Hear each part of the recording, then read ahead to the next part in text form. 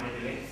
ಈ ಸಭಾಭವನ ಉದ್ಘಾಟನಾ ಕಾರ್ಯಕ್ರಮದ ಈ ಒಂದು ಕಟ್ಟಡದ ರೂಪರೇಖೆಯನ್ನು ತಯಾರಿಸಿ ಒಂದು ಹಂತದ ಕಟ್ಟಡವನ್ನು ನಾವು ನಿರ್ಮಾಣ ಮಾಡಿದೆವು. ಇವತ್ತು 60ನೇ ವರ್ಷದ ಈ ವಜ್ರ ಮಹೋತ್ಸವ ಸಂದರ್ಭದಲ್ಲಿ ಸುಮಾರು 18ರಿಂದ 18 ಲಕ್ಷಕ್ಕೂ ಮೇಲ್ಪಟ್ಟು ಒಂದು ಉತ್ತಮ ವಂದನೆ ಮಾಡಿಯ ಒಂದು ಸುಸಜ್ಜಿತವಾದ ಸುಂದರವಾದ ಕಟ್ಟಡವನ್ನು ನಿರ್ಮಾಣ ಮಾಡಿ ಇವತ್ತು ಸಮಾಜಕ್ಕೆ ಅರ್ಪಿಸ್ತಾ ಇದ್ದೇವೆ. ಈ ಒಂದು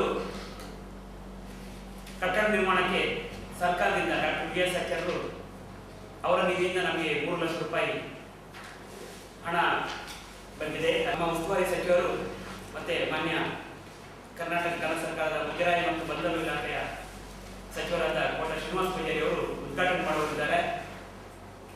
ಹಾಗೂ ಸುಮಾರು 17 ವರ್ಷದಿಂದ ಒಬ್ಬ ಯಕ್ಷಗಾನ ಕಲಾವಿದ ಯಕ್ಷಗಾನಕ್ಕಾಗಿ ಸಾಕಷ್ಟು ಸೇವೆ ಮಾಡಿದ ನಿಟ್ಟೂರು ಭೋಜಪ್ಪ ಸುವರ್ಣಗಾಗಿ ಅವರ ಒಂದು ಹೆಸರಿಗೆ ಸವಿನೆನಪಿಗಾಗಿ ನಾವು ಭೋಜಪ್ಪ ಸುವರ್ಣ ಪ್ರಶಸ್ತಿ ಪ್ರದಾನ ಕಾರ್ಯಕ್ರಮವನ್ನು ಪ್ರತಿ ವರ್ಷ ಮಾಡ್ತಾ ಇದ್ದೇವೆ.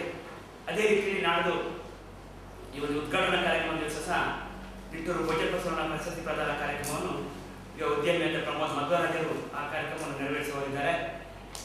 ಕಾರ್ಯಕ್ರಮದಲ್ಲಿ ಆ ಪ್ರಶಸ್ತಿಯನ್ನು ಈ ಸಲ ಗುಡ್ಮಿ ಸದಾನಂದ ಐತಾಳ್ರವರು ಒಬ್ಬ ಯಕ್ಷಗಾನದ ಗುರು ಅವರಿಗೆ ಈ ವರ್ಷ ನಾವು ಆ ಪ್ರಶಸ್ತಿಯನ್ನು ನಾವು ನೀಡುವವರಿದ್ದೇವೆ. ಕಾರ್ಯಕ್ರಮದ ಅಧ್ಯಕ್ಷತೆಯನ್ನು ವಜ್ರ ಮಹೋತ್ಸವ ಸಮಿತಿ ಅಧ್ಯಕ್ಷರಾದ ನಾನು ಇಂದ್ರಾಡಿ